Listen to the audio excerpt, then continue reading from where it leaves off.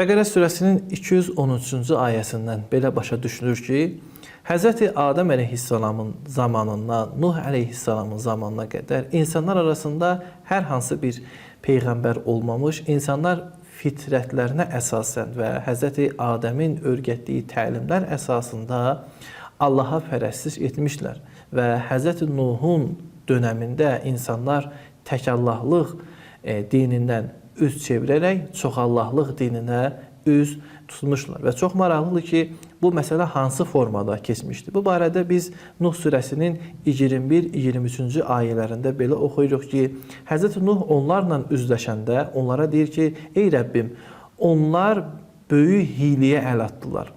Böyük hiylə nədən ibarət idi?